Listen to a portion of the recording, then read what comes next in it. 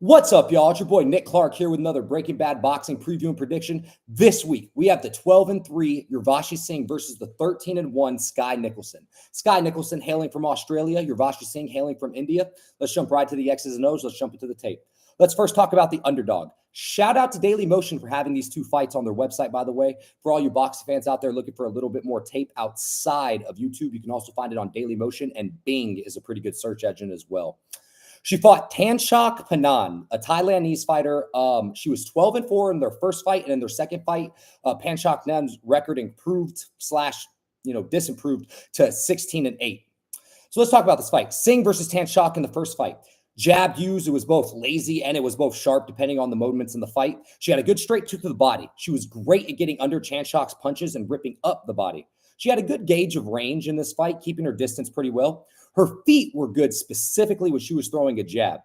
She loves the dirty box. She was throwing the collar tie quite often. I'm surprised there was no point deduction due to how much she was throwing the collar tie from the dirty boxing position.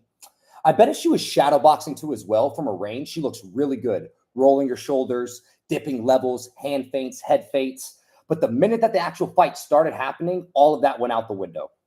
Her hands are slow. She loses her balance due to consequence of her overthrowing. Her reaction timing was really bad. Really, really bad. When she does exit, she exits in basic motions and in straight lines. Again, her collar tie. I'm surprised she hasn't gotten a point taken away from her collar tie. And she looked extremely tired as the fight went on. She was breathing out of her mouth by rounds 2. And then as the fight went on, getting later 7, 8, 9, 10, she really started to look like she was slowing down or slowing her pace. The second fight she had with Tanchak is the same exact fight as the first fight. I swear to God, guys, the same fight, the same non-reactive punching from the nothing but punches. And by the way, Tanchak has only fought one woman to this day, only one woman with a winning record that she beat, I should say. She only beat one woman with a winning record. So you could really clear those fights out, 100 to 90 scorecards on both fights, and it was the exact same fight both times. You can go on YouTube and find Singh versus Anam Nigam. This is a first round finish right here. She starts the fight off, gets right out there, cracks her with an overhand right, swivels her off again with the collar tie, and cracks her with a check hook. The girl she was fighting Amon put her hand up like, I need a standing 10 count. And then they got into a bar brawl for about 35 seconds up until she got cracked with another right hand and they stopped the fight. Not much really to learn in this fight besides the fact that she went out there, had a little bit of punching power against the debutant, by the way, in a 4-round fight. Poor soccer mom that never fought again. Yeah, the fight was over pretty quick with that one. Now, Singh versus Croft. I could only find highlights of this fight. So I watched an 8-minute highlight clip on YouTube and a 7-minute highlight clip on YouTube. It was a fun, sloppy bar brawl. It was a bloody mess. The only reason it was a bloody mess, though, was due to a headbutt. Croft kept running in with these headbutts, and it's not only busted open Croft's head, but it busted open Singh's eye, too, as well. She had a willingness to scrap, did Singh. I got to respect her for that. Even with the cut, she did not fade away from the fight, and she was willing to go into it. She was punching with her opponent, not going odds and evens, not going first and third, not going second or fourth, just completely punching with her opponent. Her feet looked horrible. She had no pops in her shots in this fight, no technique, and she was extremely hittable. I wonder where I'm going with this prediction, y'all. Now, again, Singh is an orthodox fighter. What her positives are? Grit, decent range control, and a jab. In some fights, she has pop, and in some fights, like we saw against Croft, decent body puncher, decent defensive tendencies early in fights, but her feet are horrendously horrible. She's incredibly inactive, only 3 fights in the last, 2.5, 3 years. Her level of competition is absolute garbage, 0 level of competition. She's acting in Hollywood and Bollywood now. If you go to her YouTube channel, you'll see that she's acting and doing things in Bollywood. So she's probably not taking fighting seriously. And she loses all of her technique after round 2. And gosh darn, is she hittable. Now let's go talk about Skye Nicolson here for you. We are going to start off here with the Skye Nicolson versus Raven Chapman fight. Skye Nicolson, incredible range, boxed incredibly well from the back foot in this fight.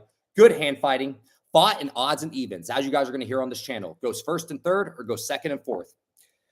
She was pulling Raven Chapman into traps. Incredible ways of pulling her into it. Very elusive, extremely elusive at the female weight divisions. Almost like a mix of that Soviet style and Shakur Stevenson in a way.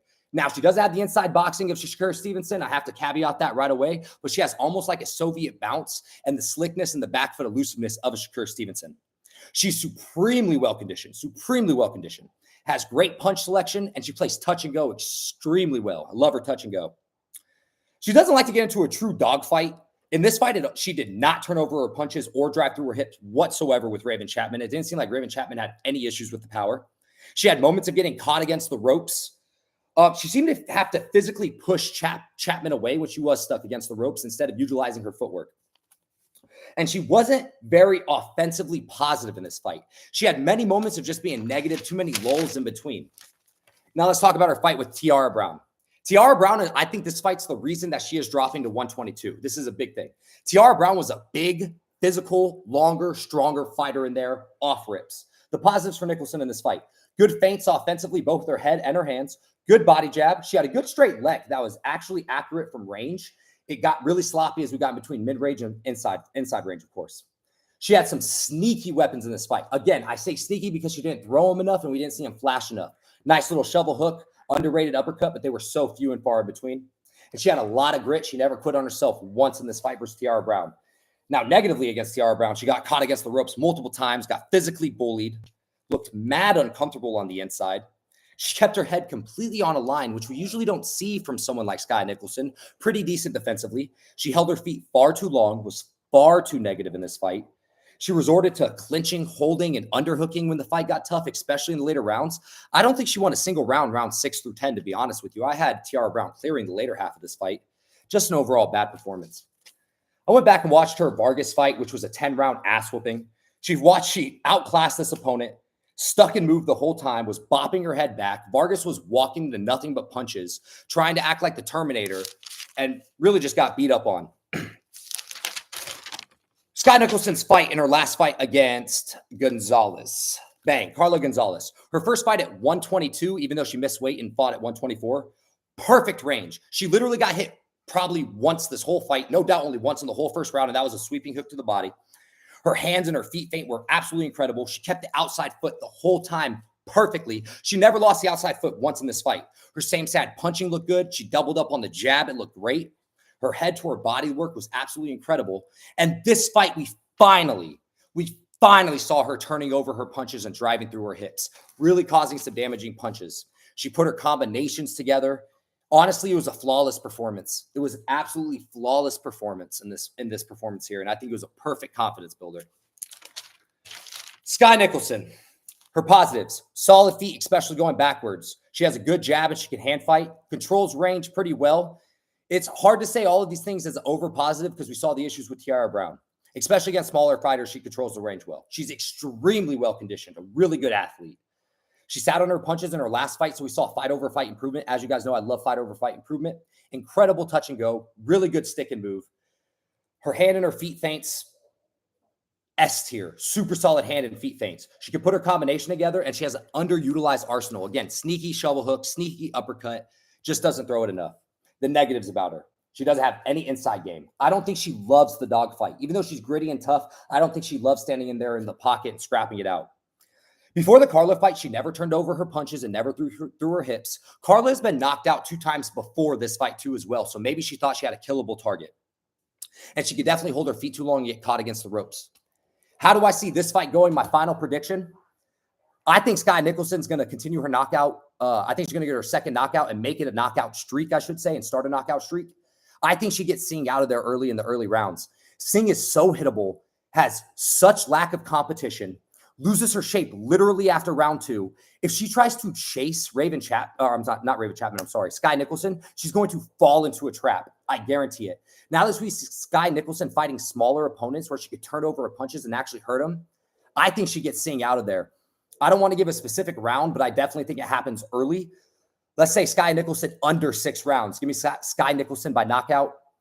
Sorry about the cop mount. Started stuttering there. Love, peace, chicken grease. Another Breaking Bad boxing preview and prediction. Later, y'all.